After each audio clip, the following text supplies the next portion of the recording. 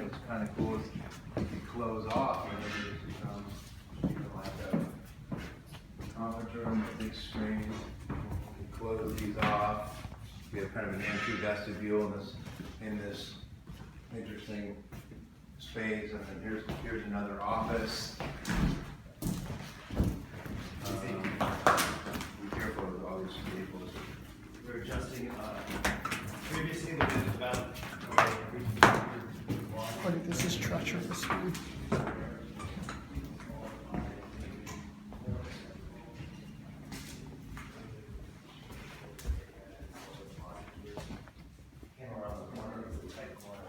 But I love the ceiling and the panels, and, you know, I mean, a lot of the character.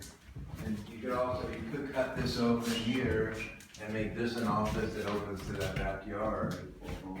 But you can also take this out and open this all the way up. But this is a reasonable sized room.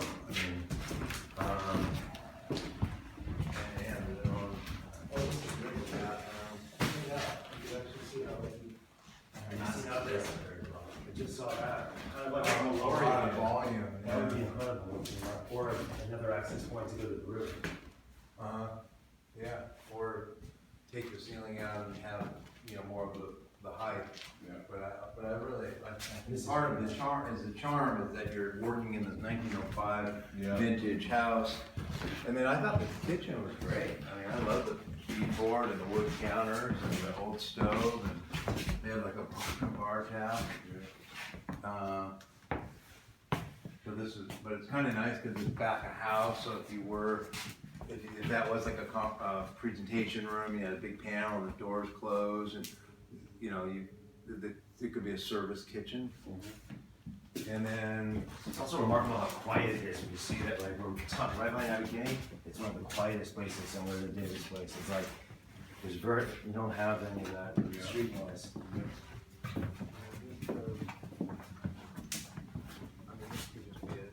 If you cut open the back, you have this nice, another little private seating area. It's got good sun. And then, again, these were all those other rooms. But again, if you cut this open with windows,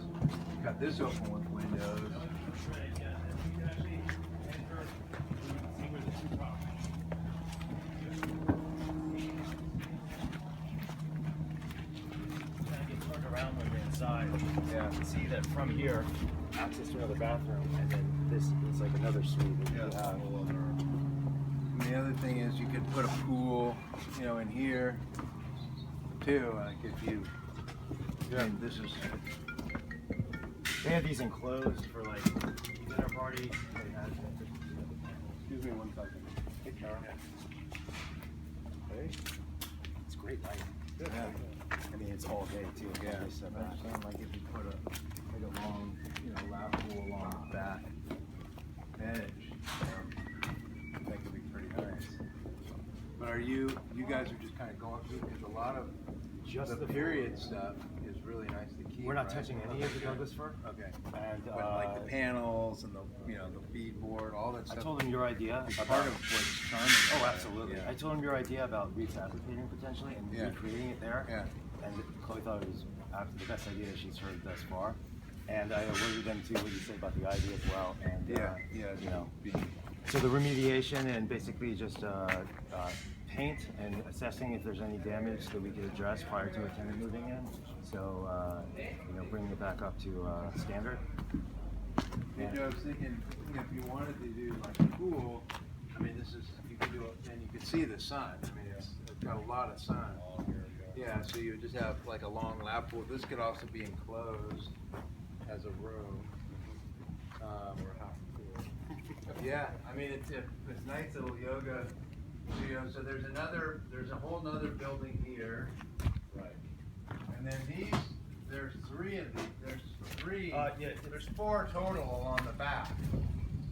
So 1, 2, 3, 4, 5, 6. There's 3 here. This is the two-car garage. This is potentially another parking space, and then this is also a I think this is one car, so this would be another two-car garage. But you can also, how we park? You can also get a spot. And also this wall. There was this ivy wall, the property goes to the tree. So behind the 16th property, if it was necessary. We also I have a relationship. I work with PHB, Break Park, the guys that do parking with the break. They have a fantastic service that when you park, like my clients and friends, they can walk anywhere and text message them and they bring them in their car. And I have a flat rate because I work with their business downtown. So they have a great service. You can park anywhere, walk, text them, they'll bring in the car. Seamless. Yeah, and they're the owners of the Brig are good friends of mine, and they're going to be doing a new building in that parking lot, keeping the parking and adding to the parking. But yeah, this is, I mean, it's a garage, right? But I mean, you can see if you needed it. Courtyard. This is another room. Finished room. It's hard to see.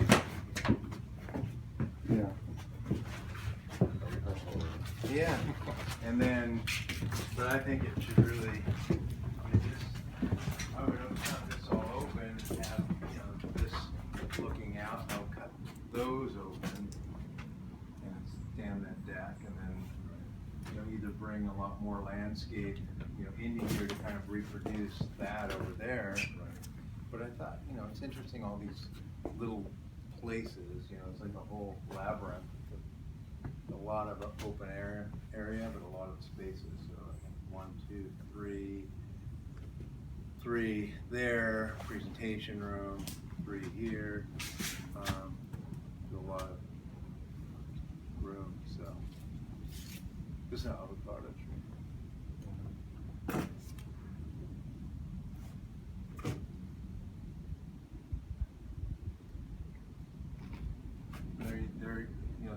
They're kind of right now getting ready to do it to lease, but they also consider selling, but the window is pretty short because they're getting it ready to lease, and they lease it. Renovating it to lease it out. So we offered a 6-month lease back, and the tenant vacated 3 days ago. So when my client came as well, he said, he really focuses on commercial. This is a much bigger project than he was really anticipating, and said, let's just see if we could lease it, but also if you can, let's see what David has to say, because he'd rather, just get his daughter a home that's turnkey.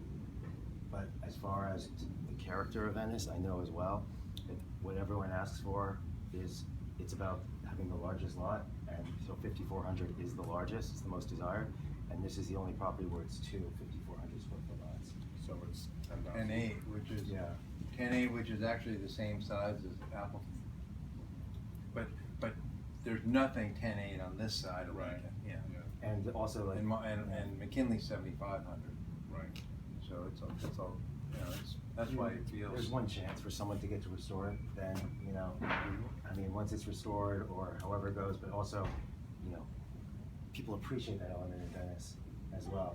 Not just a developer coming to make 4 condos, that to do it the right way, because, the folks that really appreciate Venice, they all know about this property. They say, I know that orange and white dome. I've always wondered what was there. The first time we came in here, it was the guy from the TV show coming by with his wife. He said, I've always wondered what was in there, and they have a property on Morningside, and they want to come. Glenn Howard. Glenn Howerton, Yeah, yeah. he saw him, and he's like, oh my God, I would love to see that. Yeah. And it's like, it's also that, like, it's been also very private. No one has, so it could be very quietly acquired, so it doesn't bring attention to it either. Yeah. To see who got that space. So that's another block right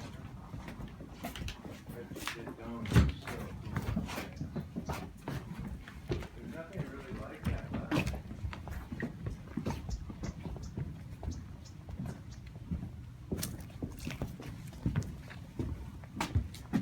Yeah, I love the outdoor space. This would be great with a pool.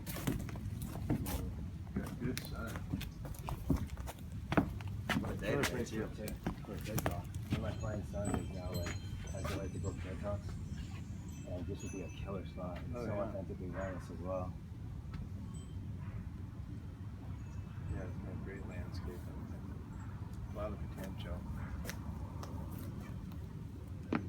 Joseph was thinking of changing the bathroom. And then going back and forth. I was just saying as far as holding off on doing anything until Yeah. we spoke. What was he gonna do? Or what did I mean, he just, since he has like, you know, a couple buildings where it's like 100 units, he goes in to do it cheaply. Just because of that paint and just because it's very small to walk through. Yeah. He wanted to put a shower in. I said I wouldn't lower the number, because that would be a 3/4 bath from a full Yeah, bath. yeah. And also, my luxury clients, they, whether for their little kids or dogs, they all want, a bathtub is important these days. Yeah. But as far as what he was asking about that was the one thing that he's still wavering on, because I was like, well, let's see what everything else costs before, you know, even if it was 10 to 12. I just know as well that let someone take on the project. It's still untouched Right. as far as that. How, I don't know what you think though about that paint and all that. Obviously, you it'll know, be. I mean, I don't know. I think the best thing you can find, you know, who needs it too? Like probably a company, a music company. I mean, this is like perfect for people that are recording or in different. That's why I thought it was kind of ideal, because you'd have like you kind of like if it's just a house, it's a little bit. It's truly strange, but it's a campus, like It's a a perfect- little it's- tech company, Exactly. and they're working here and working there, and they're over there, and they have meeting areas and fire pits, and Yeah. you know, I think that's the best tenant. You know, 'cause I just don't think we're gonna get. I have a few of those as well, but I'm going to wait until to show it. I just wanted to let you see it first, because I know also the time line of your. Because you know, I'm very interested in mine. I just think it's such a huge property, with so much attached landscape. And this is such an important, you know, piece to keep and restore. I mean, it's a lot. I mean, it's very. It's a luxury to have this kind of open space, you know, really building in Venice, right? And I learned from you, because you told me that 5 years ago. That's the thing to Is really. it more valuable than a, you know, square foot? Exactly. And the historic, while it's usually a hindrance, to have also the 5,400 square foot canvas next to it, now that's the killer, like recording studio or guest house, Yeah. or like dinner parties. I mean, so you could build the modern, but to play it in concert off of it. And I know like David would do the absolutely the right way, and also have the highest and best chance of getting through the process, because he's the familiarity as well. And I don't think you even have to do much, you know, there'd be no permitting or anything, because it's all existing, no new square footage added, it's just renovation. Exactly. So It hidden. starts tomorrow. But I mean, like when I did the Mullen Automotive Museum, I worked with a company called Scenic Route, and then we rebuilt this kind of, the Paris Expo in 1911. And I mean, they just, like I could just say, I want that over there, you know, and it's kind of like what I did at the Wayne House with Tony Duquette. You know, Duquette was a scenic designer, and he would just take buildings like this and he would just apply things like that and completely transform them. Yeah, so it'd have this real Hollywood, interesting thing. So that would be the fun part about this project, would be to do that. But I have all the people, like every one of those things could be 3D printed. I could just reproduce stuff, all the archways or doorway, if you wanted to do that. You know, or you keep things and then you just, you know, complete the parts that are broken, just put glass in there. But it seems like it has so much character, so much of it is even hidden, just, you know, potentially being destroyed by all the vines. The landscape hasn't really been attended to in the last year, as she was looking to exit. So as far as the openness and light, just the opportunity as well for these other hidden spaces that I'm sure we're going to still discover. But truly, this, I mean, it's as far as also the location, proximity. I mean, campus and a canvas, you know, as well is really more so than just a residential or a property. They already built this out, kind of nice, so they're not likely to imagine. It's already screened, and it's so big that you've got kind of